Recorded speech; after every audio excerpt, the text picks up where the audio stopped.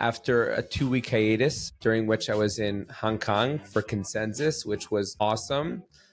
We are back, and today I'm joined by Dr. Jimmie Lenz from Duke University, who's an absolute academic legend in the crypto space. He's the executive director of the Master of Engineering in Financial Technology at Duke, and he also heads up Digital Assets at Duke, which is a phenomenal annual conference on crypto and digital assets. Jimmie also has 25 years of experience working in some key roles in traditional finance, including as the chief risk and credit officer at Wells Fargo, as the director of banking and capital markets at PwC, as the quantitative execution strategies head at Jefferies, and many, many, many more very, very significant roles in very, very significant industries. Today, we're going to hear from Jimmie all about what else? Crypto.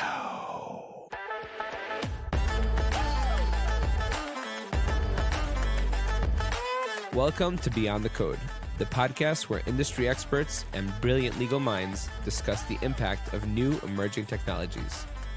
I'm your host, Yitzy Hammer, a lawyer and tech enthusiast. Join us as we explore the legal, regulatory, and ethical issues surrounding AI, blockchain, and more. Get ready to go beyond the code and stay ahead of the game.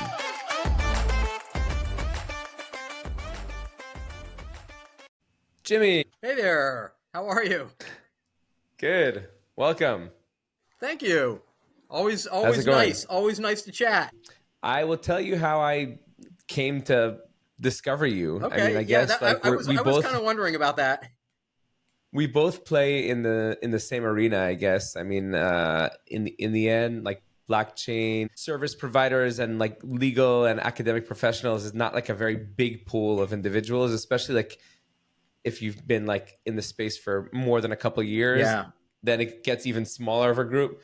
So I think like 2 years ago, a friend of mine, good friend, came to me and said, I have this great idea. I want us to start a business for soul-based tokens. I forget, is that what they're called? Yeah, soul tokens. Yeah. Soulbound tokens. I want us to start a company for soulbound tokens. I think that we should start issuing all college certifications and government licenses as soulbound NFTs. Okay, for those of you who are listening who don't know, a soulbound token or soulbound NFT is basically a non-fungible token that has been sent to a person's wallet and is non-transferable. Okay, so there are tokens that are fungible, which they are, there's no difference between one Bitcoin and another. And then there are tokens that are non-fungible. So then this is, has a unique identifier to it that says that this token is a specific and special token, like in the case of NFTs. Then you have soulbound tokens, which say, you're getting this non-fungible token is being sent to this wallet, and that it's, I guess it comes from like it's its soulmate token, because it will never be sent to any other we program it a little bit differently. It's never going to be sent to any other wallet afterwards. So he was infatuated with this idea, and he's like, we got to start doing this, and we're going to sell it to governments, and we're going to sell it to universities. And then we started like unpacking this whole project, and then we started doing a little bit of research as if anybody had done this. And obviously you were the first, and I think still the only person who ever has. Yeah. I read that you had like issued certifications for your digital assets course in Duke to your students as soulbound NFTs. So first of all, kudos for the innovative approach. I then have to take it and then I started like doing a little bit of research into you, and I have this like this bone that I like to pick with academics, in that they're purely academic, and they like to live in the theoretical, and they very rarely go over to the practical. But you are, I mean, from what I've seen, like the complete opposite, to the extent that I wanted to read this out. Your bio on LinkedIn is student, teacher, and practitioner of FinTech as a solution. Like, I love that you're a practitioner of anything as a solution. So many people are just looking to create more problems, especially in the academic world. So I guess maybe it has to do with the fact that you're an engineer, or that you're at least, that you teach in the School of Engineering, which is solution-based generally. But I do love that you're an academic with the view of, practicing something and finding solutions for things. So without further ado, ladies and gentlemen, I give you professor or doctor? Doctor professor. Dr. Professor Jimmie Lenz of Duke University. Jimmie, why don't you introduce yourself a little bit? Yeah, no, you did it. That was actually a really nice introduction. Thank you. I have, I'm fortunate in that I work at a great academic institution, Duke University. It's a fun place to be, great colleagues. But I come from, probably close to 3 decades in practice, in finance. I started off trading equities and derivatives. It feels like 100 years ago, 2 or 3 lifetimes ago at least, and just kind of grew up on the algorithmic and electronic trading side of things. And I was kind of always fascinated. As a little kid, I always took stuff apart and always fascinated by, the new technologies. And as computational power ramped up, it was like, hey, this is kind of a cool thing. What can I do with this? I can't break it, I don't think. So let's start playing around with it. And that kind of led me in the direction that I went on, but a lot of electronic trading and things like that. And then as I kind of moved on in my career, I went up, in more senior management roles and things like that at different firms. One firm that was bought and became Reuters USA, Thomson Reuters USA, I guess. And then chief risk officer for one of the top brokerage firms in America, and chief credit officer, and then head of predictive analytics. And from a guy who comes from a little town in South Carolina, never really expected all that. But I've been very, very fortunate in my life to meet some fantastic people and be exposed to some fantastic ideas. And you mentioned digital assets. I mean, that was one of them. I was just really, really fortunate, probably in 2013, 14, to get exposed to it. And it's interesting. The other day, along the way, I've as you said, I created the soulbound tokens, but I've created a lot of stuff and patented some things, and most of my patents are owned by companies that I worked for. But that's okay. I get it. But I received a patent the other day. I forgot that I have patents. I don't even remember that we filed. You forgot that you'd applied for it? Yeah, I don't remember because there've been a lot of them. And so I got one the other day, though. It was for a blockchain lending protocol that I had done, and it was filed in 2017. So it's been around. So I've been thinking about this for a while. Wow. So you said you kind of like stumbled into it 2013, 2014. How did you stumble into it? Like, what was your genesis book? Great story there. So one of my daughters, I have 2 daughters, and one of them was going to a small private school in Davidson, North Carolina, Davidson College, and it's a liberal arts school, and she was there. And so I went down. I would go down to visit her when I was living in the Midwest at the time, and I would go down to visit her, and I would drive up to Davidson, North Carolina, and spend time with her. And so one of the times I was down there, there was this guy hanging around her, and he kept talking about Bitcoin. It's like, okay, right. These are undergrads. I wasn't really paying a lot of attention. I was there to take my daughter out to dinner. And so next time I go down there, and I would go down there every month or so, a month and a half, this guy was hanging around again. He was talking about this Bitcoin thing. It's like, okay, I gotta look into this a little bit. And so I looked into it, and it's like, wow, and the Bitcoin thing really, it wasn't what grabbed me. It was the technology, and it was the approach to the technology that kind of grabbed me. And I thought, we could start using this for other things. And that's when I started thinking about, okay, what are other applications of blockchain? How else can we use? You were still in traditional finance at that point? Pardon? You were still in traditional finance at that point? Traditional finance. I was the chief risk officer of second largest brokerage firm in America at the time. Okay. And so very traditional. And so, but I started thinking about, how could I use this in other ways? And that was kind of the genesis of it.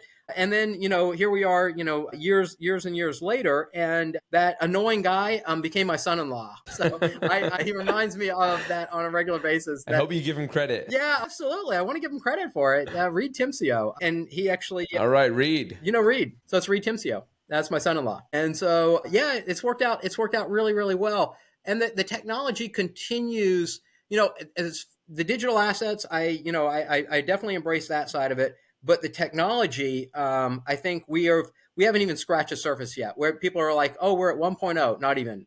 We're at like 0.8. We're not even at 1.0 yet. I tend to agree with you. And I think that we get blindsided by like all the hype in the space. But like from a technological perspective, things are going much slower than they could be.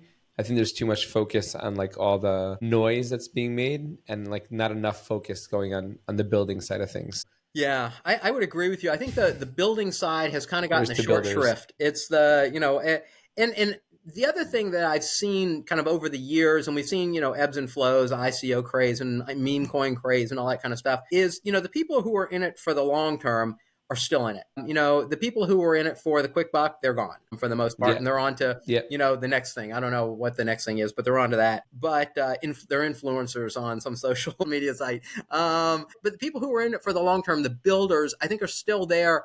And I have seen some kind of cool things roll out. So the soulbound token, I mean, two of my students actually picked Wait, before the soulbound token. Yeah. So you told me how you fell into crypto. How did you fall into academia? Like, you had a pretty long career in TradFi. And then what got you? Generally, people don't fall into academia at such a late stage. No, they go straight into academia, which is why they tend to stay boring. Or it's funny. What made you turn academic? So what happened was I had when I was at Wells in my chief risk officer, chief credit officer role.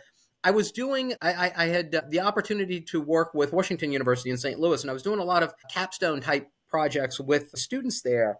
And I'd kind of forgotten about some of my academic stuff. And I'd gone back after so I went to public school for my undergraduate degree, University of South Carolina. And then I went to Washington University in St. Louis for my graduate degree and my doctorate. And they started reminding me of things that students do and this creative way of looking at things. I would have them in for capstone. And it's like, wow, that's a really creative way of thinking about things.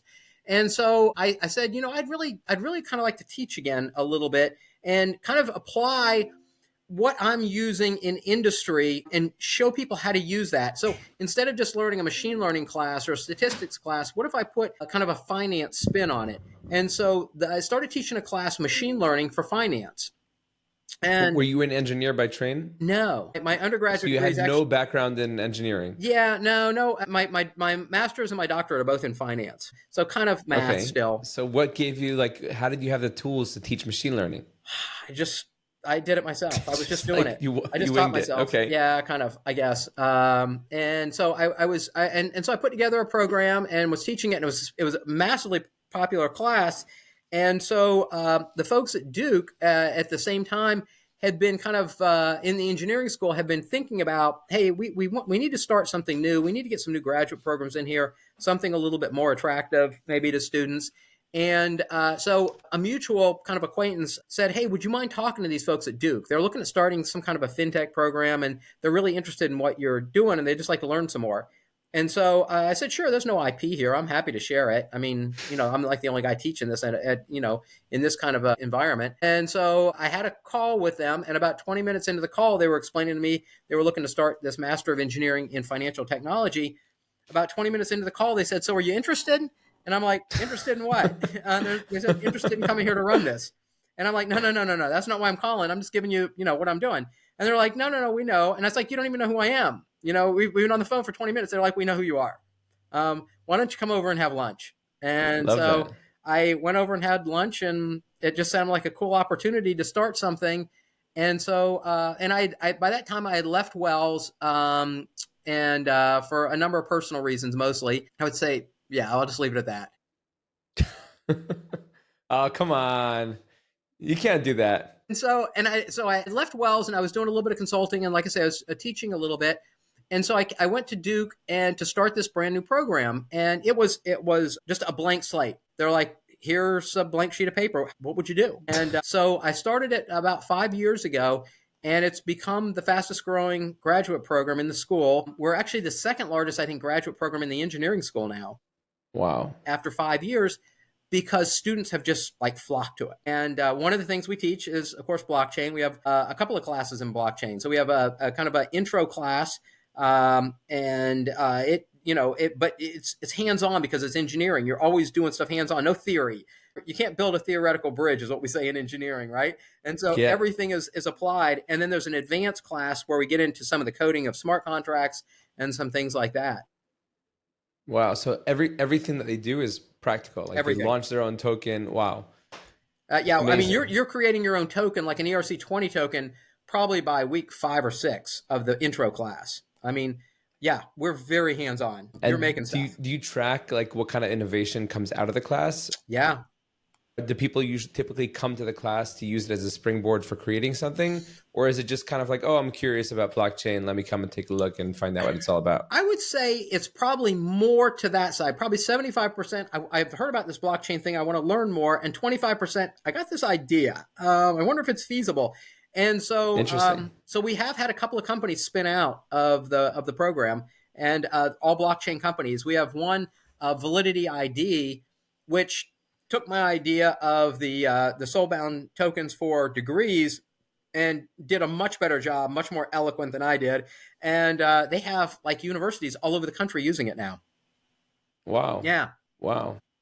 Which is really, really cool. I should have pushed that. Pardon? 2 years ago. I should have pushed that. Yeah, I mean, but I think there are so many opportunities out there. Yeah, I agree. Yeah. I agree. I mean, all you need to do is get one government to onboard it as like their, replace all their driver's licenses or whatever. Like there's each one of those can be a business in and of itself. And it's an entire, the dashboard would have to be completely re-engineered for each use case. Like it couldn't be the same for everything. Right. Like college degrees is one, and college degrees in the United States is different from college degrees in Europe. Right. Just in the way that like accreditation is done and everything. So yeah, I think there's definitely room to go around. There are a lot of different ideas out there. I think that, I've been teaching this thought of tokenization for probably, I don't know, close to 10 years now. What you could do with tokens that would be super creative and a super innovative way to use them.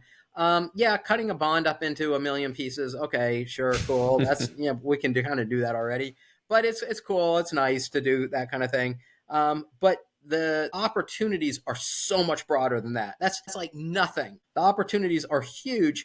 And one of the things that I see this as is an opportunity for retail investors in particular. Retail investors around the world, I think, have been screwed for the last 25 or 30 years because the opportunities to invest in things have gotten fewer and fewer and fewer, and people don't realize that. If you look at the number of stocks that are listed as a bellwether, number of stocks that are listed on the New York Stock Exchange, if you look, what they were 20 years ago, and you look at what they are today, they're less than half of what they were 20 years ago. People don't realize that. And, there's a lot of ETFs out there, but ETFs, let's face it, are just slicing the onion in a different way, right? They're the same underlying assets. But how does blockchain solve that? So think about this. About this. What if I wanted to, and this is an idea I've thrown out there a million times. I keep saying, people, call me. I will tell you how to do this. Say one of the big problems, in particular here in the United States, is the price of homes, right? Homes are really freaking expensive here for a myriad of reasons. Homes are almost all bespoke. There aren't a lot of big companies that build homes. And most of the big companies that build homes are of kind of so-so quality at the end of the day. And if anybody wants to fight me over it, I'm happy to give examples. But they're okay, but they're not great quality. Anyway, you have all these, and then you have 1 million little home builders, that are building one house here, 2 houses here, these kind of thing. And so what happens here is the homes are expensive. So the average home is about, I want to say about $350,000, $400,000 here. It's a lot of money. And you didn't just buy a house, right? You don't just go in and say, okay, I want to buy a $400,000 house and you get a mortgage for $400,000, right? You got to put down some equity, right? People want some risk mitigation here. So normally about 20%, $80,000. Plus on top of that, you have closing costs and things like that. So all of a sudden you got to come to buy a $400,000 house. You got to come up with, say, close to $100,000 in cash. You're 25 years old, you're going to have a tough time coming up with $100,000 in cash. Jimmie, I got to tell you, like, if you think that those are high prices, you got to come to Israel. You can't get a house. You can't get a small 3-room apartment for less than $1 million. You're kidding. And you need a 30% down payment. So... Okay, so this is even more appropriate for other places. So you think about something like that and you say, okay, there's an alternative here. Because right now, if I go out and get a mortgage, a 30-year mortgage is probably about 6.5%. 30-year fixed rate mortgage is about 6.5%. Every place in the world I know doesn't have 30-year fixed rate mortgages, but we'll pretend they do. 6.5%. If I go and buy a corporate bond, I can't find a corporate bond that's paying 6.5% unless I went really far out on the risk curve. So what if you did this? What if you said, okay, I'm a young person, I got a pretty good income, and I'd love to buy a house, but I don't have the money. I'm not going to have that down payment. But I could come up with a small amount of money. So why don't you tokenize your house? Cut your $400,000 house into 100 equal pieces. I buy the first piece, the first token that gives me the right to live there. So I have to come up with about $4,000 to do that. You sell the other 99 pieces, the other 99 tokens. So the other 99% of your house, you sell to investors. Every month, the 30-year mortgage that you would have made, instead of making it to the bank, you're going to distribute it out to these investors. Now, they all have a token, so all you're really doing is putting it out to the 99 tokens. Makes it really easy. The cash flow follows the token, not the owner. So you can actually sell these things. Here in the US, if you're retired, you're always looking for passive income, safe fixed income. So you can, you're on a fixed income, some kind of fixed income. You can get some passive income from this kind of investment. You could buy 1% in a bunch of different houses. And the thing is this isn't just a promise. This is you own 1% of that house. So you have some equity underlying it. And people have said, well, what if the person who lives there just quits paying? 99% of the home is owned by other people. They just sell it. And everybody gets their 1% back. And if it went up in value, you get a little profit. If it goes down in value, you all share in the risk. I don't even know where to start with the amount of issues that I have with that example. First of all, I tend to agree with you that real world assets, right, which is the use case that you described. Yep. There's a whole a section within the industry called RWAs, which nobody's kind of really figured out yet, but everybody's working on. I do believe that it is the future. There's no question that in the not so distant future, we're going to be seeing many, many more RWAs, a lot more tokenization of real world assets. It'll be any high end thing, like it'll be real estate, it'll be luxury watches, it'll be anything that makes sense to fractionalize. Right. However, from a legal perspective, as soon as you're fractionalizing real world assets like this, and especially in the mechanism that you illustrated, you're talking 100% about securities. And as securities are also subject to securities laws and regulations and registration. And if you're going to do that the kosher way, it's going to cost you a shit ton of money just to be compliant. But and there is even not really a way to be compliant right now through tokenization of real world assets. So yeah, there are a bunch of people that are working on having platforms. There's one company, based out of Israel. Yeah, no, I've heard this argument before. So what you would actually do, and you're asking for details here, you're talking like a lawyer, but no, you're preaching to the choir, because I think it's a great idea and I would love to see it happen. But it's not economically viable today. I think the way you get around that, if you're doing it for economic reasons, then well, I think the way you get around that is you don't actually own the asset. What you own is a piece of a trust, and the trust has one asset in it. So you actually own 1% of a trust that has one asset in it. Okay, and how does this not fall under securities laws? You only have 100 people. And so you actually only have 99 investors at most in this particular asset. Right. So then they all need to be accredited investors. They would have to be accredited, and accreditation, right now that's being bandied about here in the US at least. They may be changing the definition of what an accredited investor is.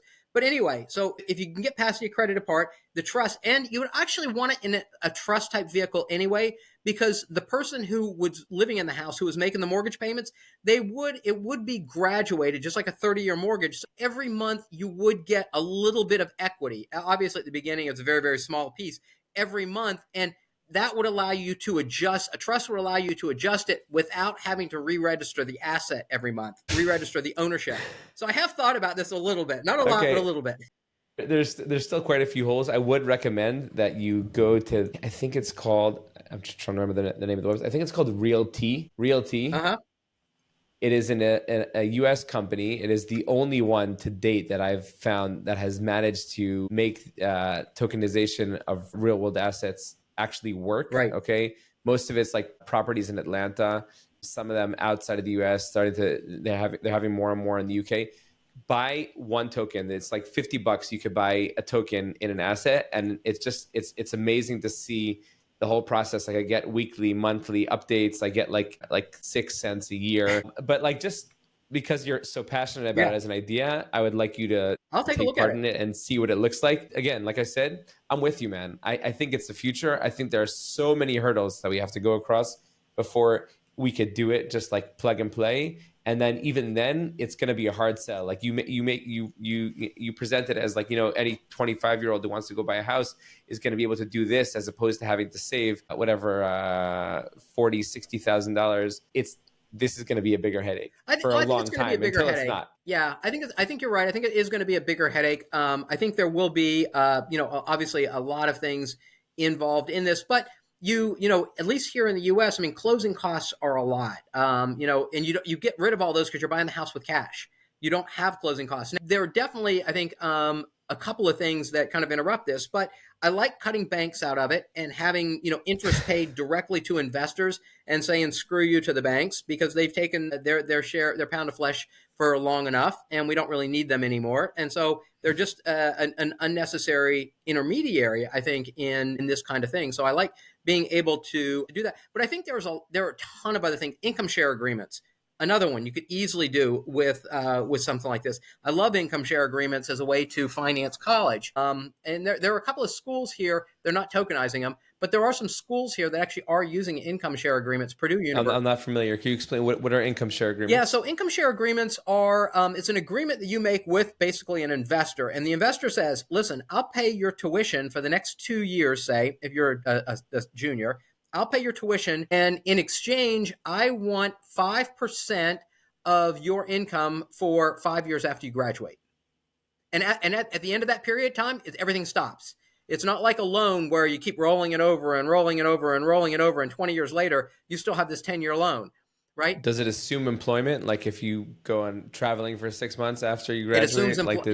It wouldn't start until you actually start working, and it assumes that you start working. And there are some agreements in there, and you have to give access to your IRS forms, your tax forms, which in the United States you can do all that electronically and download them electronically. So, but you exchange now. I'm sure you could easily run the numbers and all that. Oh, like absolutely. If I know what I'm funding, like okay, I know that you're the type of student that you are, where you're going to school, what you're going to be studying, and the average salary for somebody like you in the market. So like it's kind of SoFi's model for refinancing student loans. Yeah. I mean, it's very, very similar to that.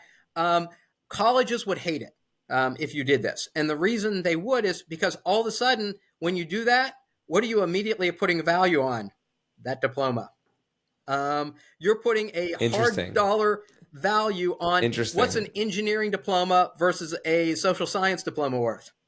Or what's a diploma in this university versus that university. Yeah. Although the market already does that. It just doesn't do it so explicitly.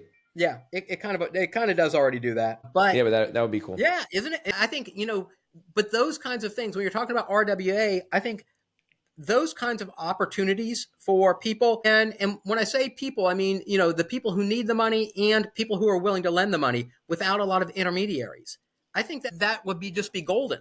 Cutting out the middlemen that don't really add any value. I think that would be awesome. Wherever possible. I think generally just cutting out middlemen is the way to make things more efficient. Unfortunately, we have so many in so many facets of our life. Lots of hands out. Yes. Okay, talk to me a little bit about, the future. What are you guys working on? What are your thoughts and hopes for the next year or a couple of years in the industry, in the university, in the United States? So I get to I'm actually reviewing applications right now. As soon as we're off of this, I'm actually going to go back to work doing applications, because we receive like a lot of applications for the program, probably close to 10 for every seat. Wow. And they're awesome students. I mean, all the students that apply are just awesome. I come from all over the world. I learn a lot when I read their essays. So we have 3 essays plus a video that they do. And I learn a lot about what they're thinking about. And it gives me ideas about, okay, that's kind of cool. It's way out there, but it's kind of cool. And so I can kind of see what a really broad section of people that are studying all over the world are thinking about. And it's kind of what you were saying before. A lot of students, regardless of what people think, are still thinking about, how am I going to make money? I am very interested in going to work in this field, and this is what I want to do. And these are ideas I have about a new company, and I would love to start my own company, and it would do this. I get a lot of those kinds of things. So, which is a long way of saying entrepreneurship is alive and well. It is very much alive and well. Again, reminding you that you work in engineering school. Yeah. So like by default, you guys are super practical. Like if you look at people in like the liberal arts or whatever, like I'm not sure that it would be. Maybe not. I could have most of my students. Well, the biggest percentage of the students, the largest percentage of the students, their undergraduate degrees are in something very quantitative, usually applied mathematics. Right. And so I do have a lot of those, which is a lot of fun. And they're great students. And so we have a good time thinking about those kinds of opportunities that are out there. But I do see that bent in a lot of the students. The one thing that I don't see that I wish I saw a little bit more of, and I am in an engineering school, is more people that want to get into things that are, I think, more labor-based. So in the United States, as I said, where you are in Israel, the home shortage, there's a huge home shortage. One of the reasons there's a home shortage is we don't have very many people here who want to work building in construction, designing homes, building homes, project management and for homes, all those kinds of things. We don't have a lot of people who want to do that kind of work. And we don't have a lot of people even who are trained for a lot of, I would say, high-tech skills. One of the things that we do in the engineering school, so I didn't even know this thing existed. So where I park and where I work, I was walking past this place, this big round kind of room. It's all glass and it has all of these kind of machine shop tools in there. But a lot of them are woodworking tools and electronics tools, but basic stuff, right? And so I was walking and they had all this stuff outside that they had built. And they different joinery, so 45-degree angles, and they were bolting them together. And it was just this early. I come in early. There's no students there, and I'm kind of looking at this stuff and saying, "God, this is kind of crappy quality. I would expect more. I would expect a little bit better." And so there was a guy wandering around, and he said, "Hey, can I help you out?" And I said, "Yeah." I said, I was just kind of looking at your stuff here. And he's like, "Yeah, these are kind of some of the students." And I'm like, I'm really expecting a little bit more. He's like, "Come on in. Let me show you something." And I was like, okay, sure. And he was kind of the guy who runs this big shop. All students are required, all engineering students are required to take this class. And what this class is it teaches them how to use hand tools, because most of the people coming into the engineering school have never used a hand tool before.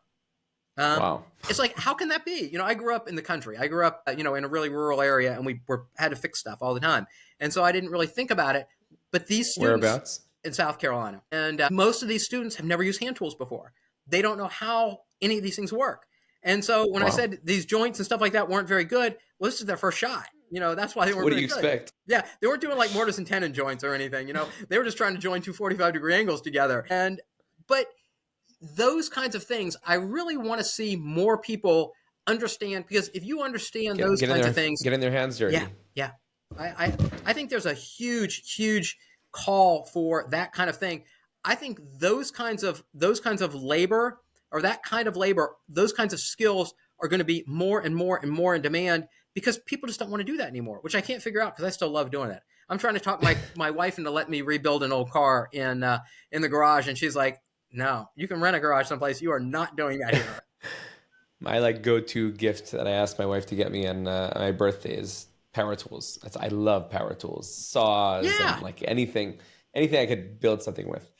Love building. So let me ask you, you said you were going through applications. Have you seen, or can you recognize, or do you recognize the use of AI in any of the applications? Yep. And if so, how do you try and, run detections? And when you find it, how do you address it? So I don't have to run detections. I know.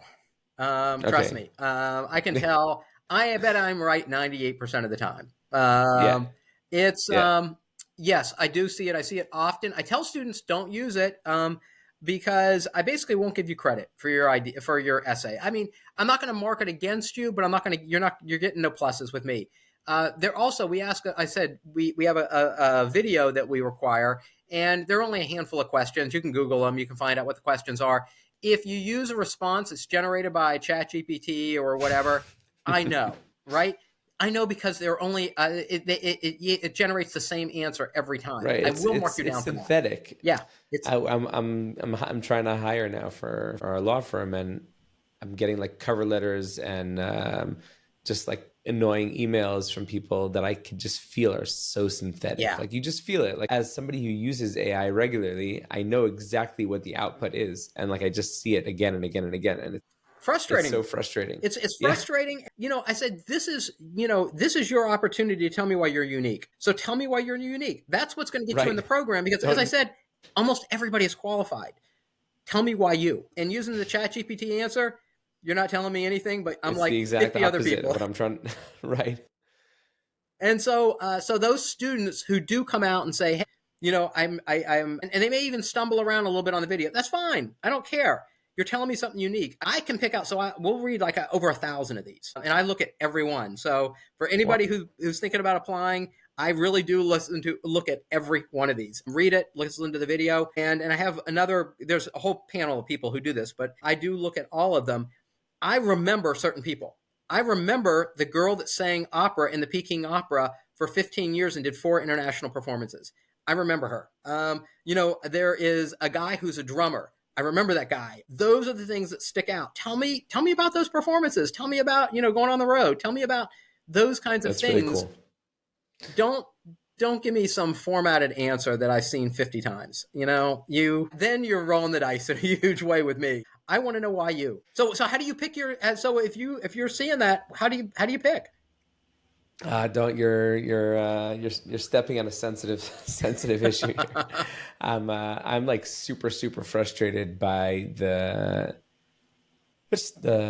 caliber and attitude of like young people today. I'm not even that old, right? I'm almost 40, but I feel like there's such a huge gap in like between me and people who are like 10 years younger than me. Like just like they don't want to work, they don't want to do anything long term. They kind of just want to like come and do like the least they have to do so that they can make enough money to go traveling again until they look for another job that they could do the least possible at, and so they can go traveling again. It's just like, you know, I'm willing to like invest a lot of time and money in somebody and try and make them really good and teach them how to be unique in an industry that I think is going to be, or already is, like our future. I think that's an amazing opportunity. And people are just like, yeah, whatever, you know, it's just like they don't have passion. I feel like people lack passion today for anything. Yeah. I would tend to agree with you. It's comforting and yet disconcerting at the same time that you're seeing the same thing in Israel as I'm seeing here in North Carolina.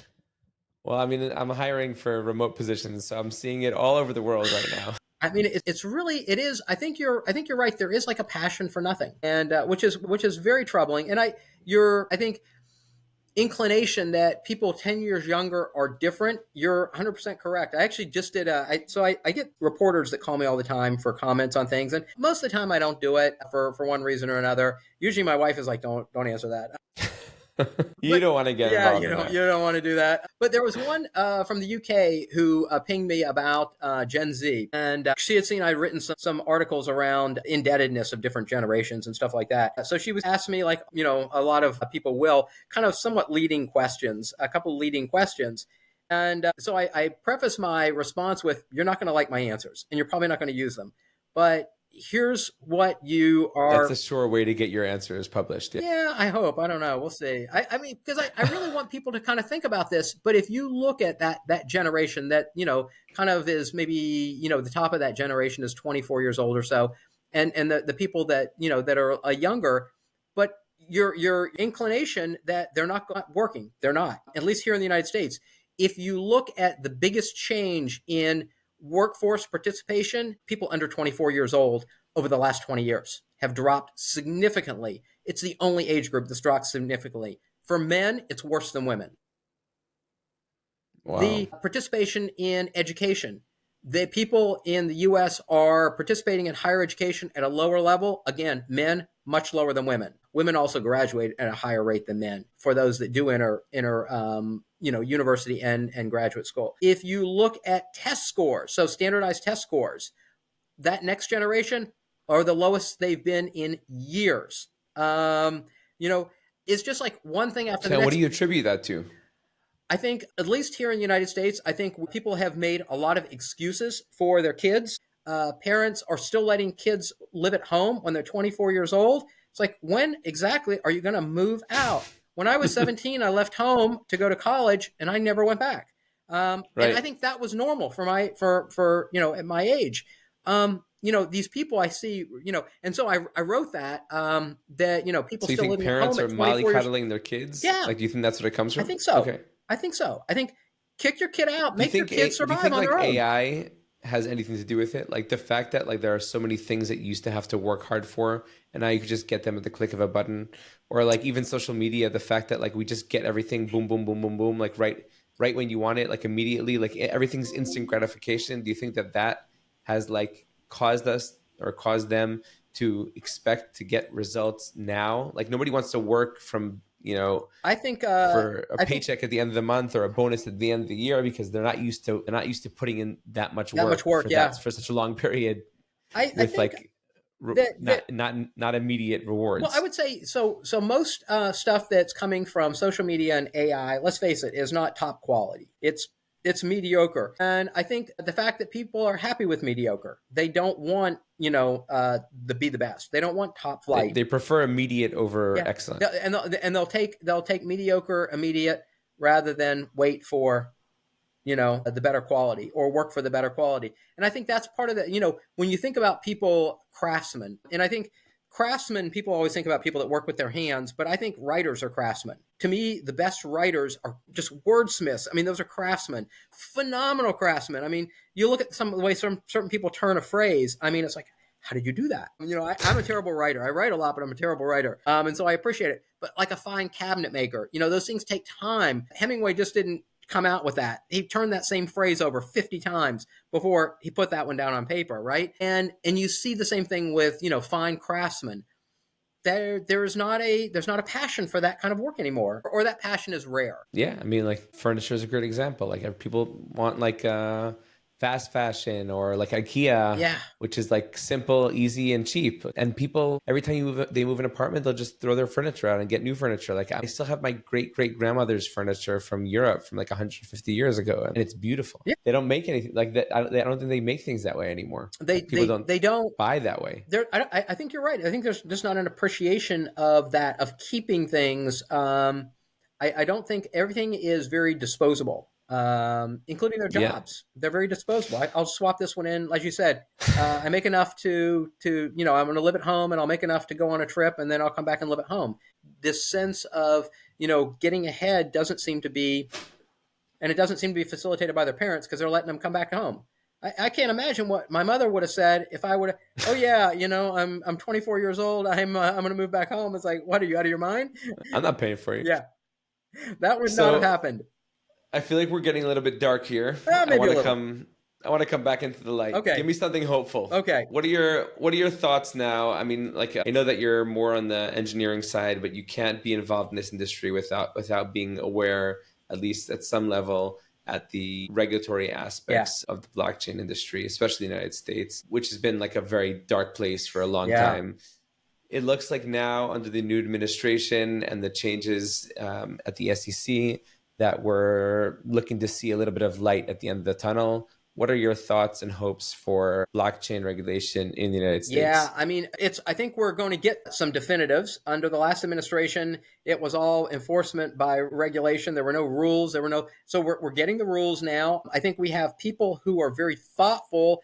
The other thing I really like is some of the people that are being appointed to, roles like the head of the CFTC and the head of SEC. They come from industry. They have real industry experience. And don't get me wrong, some of the commissioners are friends of mine. They're personal friends. But, if you haven't worked in industry, should you really be the commissioner of the CFTC or the SEC? I think before you regulate, you need to know how stuff works from a very practical standpoint, not be a Hill staffer as a career and then move in. I'm just saying, like I say, I have a lot of friends and they're personal friends and they've heard me say this. And so don't throw rocks at me, guys. But I do think that having people with industry experience is a good thing for regulation. It doesn't mean they're not going to regulate. It just means they know how to regulate and what they should be looking for. I think it's a good thing for any industry. I mean, I think it's a good thing for academics. I'm sure that the fact that you were first in the workforce and then in academia makes you a much more valuable teacher for your students. Like if you hadn't been able, I've heard, and I don't mean to go back here, but I've heard Gary Gensler say many times that he never interacted with any tokens, and yet he taught blockchain at MIT. Like, how is it possible that you could teach something that you never interacted with? And I had Hester Pierce here on the podcast a few weeks ago, and I heard her say in the past how she felt that she was limited by the fact that she wasn't, allowed for, various rules and regulations of the administration to interact with these tools. So there's no question that it makes you a better practitioner, a better academic, a better teacher. So wherever possible, try and get your hands dirty, try and get involved in, I always tell clients that the reason that we're unique lawyers is because we trade on every exchange, we use every wallet, we try and use every new blockchain protocol. If you don't understand the products and you haven't used them, then you certainly can't opine on them. No, you can't. I would agree 100%. And so I see that as a huge opening for this administration. They're starting to get some people with experience in, which is awesome. We're starting to see, I think, regulations and people looking at regulations. I've probably talked to, I don't know how many legislators in the past, month or two about this, and they're reaching out proactively and saying, hey, what do you think? I was really fortunate last year. I testified in front of Congress on financial innovation. And I'm a huge believer in you have to be innovating all the time. You have to always be looking for, take advantage. Like I've said, early in my career, I took advantage of computational power ramping up. Take advantage of things that are going on, things that are being invented. We can create better, new and better things. And so take advantage of that. Always be innovating. And we should be incentivizing innovation.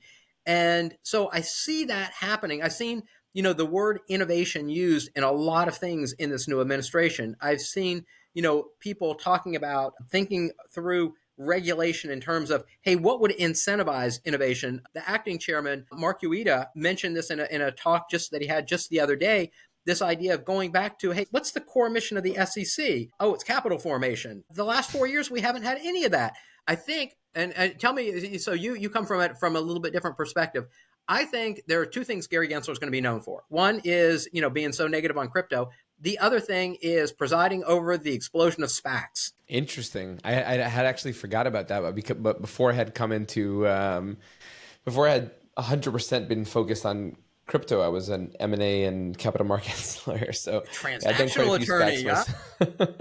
Yeah, interesting. I think what he's going to be known for is that crazy video about staking. Yeah, it could be that too. There's so many, but really so many good memes. So many good Gary memes. He presided over this explosion in SPACs, and I mean, we all knew that was total crap. For the most thing, they used to be called business development companies. Those went out. I like SPAC. I'm not a SPAC fan. I'm not a SPAC fan. But you saw this explosion, but that was the only thing. There was no real capital formation under his administration. Yeah. PE went crazy. Private debt went crazy. Again, the retail investor got shafted. That's why we're making America great again. That's right. Not financial advice, not legal advice, nope. not political no advice. Financial or legal research. Advice here. Jimmie, thank you. This is great. Oh, absolutely. I very much enjoyed this. Thanks for staying up late. Bunch of things. First of all, to all of our listeners, if you want to follow Jimmie and kind of hear and see his great content, he has every Friday. He's still going? Oh, absolutely. Of course. We've been doing that for years now. With Lee and Jimmie, where they just kind of talk shit about the crypto industry and cool stuff. Coffee and Crypto. You could find it on Spotify. And I mean, I listen on Spotify. You could probably find it elsewhere as well. Yeah. Jimmie, as far as I know, is active on Twitter and LinkedIn. It's Jimmie, Gimmie, Lenz, Lenz. Is that your handle on Twitter as well? It is Jimmie_Lenz. Yeah. Okay. And where else can people find your papers? Oh, you also have a website? I do. JimmieLenz.com. JimmieLenz.com. I run a digital asset lab at Duke. It's the Digital Asset Research and Engineering Collaborative, DAREC, DAREC. So we publish a lot of papers. We probably publish 2 or 3 papers a year in academic journals. I mean, a lot of people don't read academic journals, and I get it. They're boring as sin. Our papers are pretty practical, I think. We've done papers on pricing for crypto options and why you better be careful when you buy crypto options. We've done some on the demand for crypto and how it changes. We've done a lot of papers on crypto, and they're all published in like peer-reviewed journals. So somebody else said, "Yeah, this is pretty good, I guess." And so we're out there. But yeah, our papers are out there on my website and on the DAREC website. Awesome. Last thing, digital assets at Duke. For those who don't know and are not familiar, give us just like a little bit of a overview of what it is and why we should all come next year? Digital Assets at Duke is a series of conferences. We just had it here in Durham. It is a conference where we sell nothing. All we have is practitioners and regulators from around the world that come in and have discussions for 2 days. We have panels, but the panels are a little bit different. Here, panels are used to direct discussions on different aspects. Everything is very practical. We don't have any Lambos. There are no, showgirls. Nobody's selling anything. It's not Bitcoin Miami. And if you're thinking, hey, I don't know whether to go to F Denver or Digital Assets at Duke, you probably need to be at F Denver. Digital Assets at Duke takes place here in Durham, North Carolina on the Duke campus. We have a lot of traditional finance folks there. Last year, our big sponsors were Fidelity and the DTC. I mean, those doesn't get much more traditional than that. Last year, last week? Last week, 2 weeks ago. Yeah. But as I said, we're looking at doing two coming up. One probably in November in the Middle East, probably in Abu Dhabi, and then we'll do our regular winter one, which will be it's always right after Davos, and that'll be back in Durham, North Carolina. All right. I have major FOMO every year for missing out, and hopefully next year I'm going to make the trip. You should definitely make the trip next year. And all of our listeners should as well. Awesome. You're going to be inundated by crypto lawyers. Oh, that would be great. Crypto lawyers are fun. They're fun. Yeah, we are. We are fun. Jimmie, thank you so much. Absolutely. This has been an absolute pleasure. No, thank you for the invitation. This is great. Hopefully we'll do it again sometime. I'm going to hold you to that. Thank you for listening to Beyond the Code. If you enjoyed this episode, make sure to subscribe, share with your friends, and to tune in again next week for more fun and insightful conversation.